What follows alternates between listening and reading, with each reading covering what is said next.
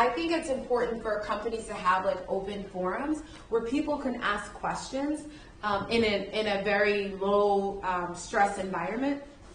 So if I want to learn more about Catholicism, or I want to learn more about Islam, what are some of the basic beliefs in Islam? And you're able to tell me, to educate me.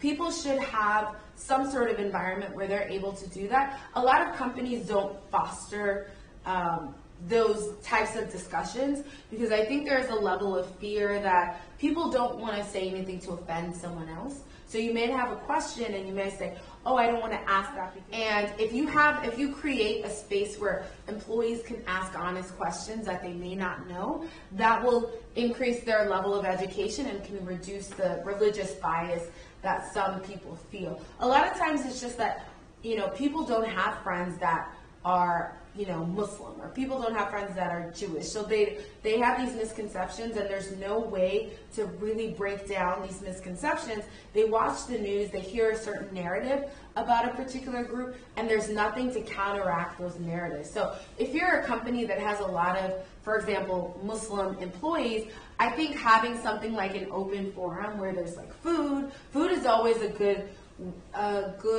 tool to keep people engaged.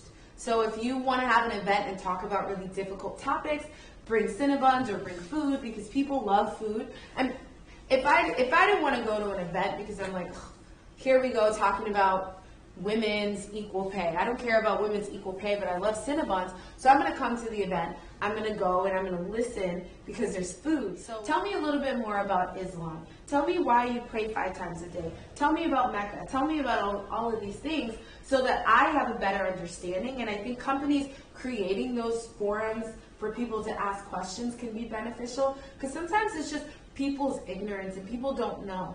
And I might not have any friends from this background or this religious path to teach me about these things.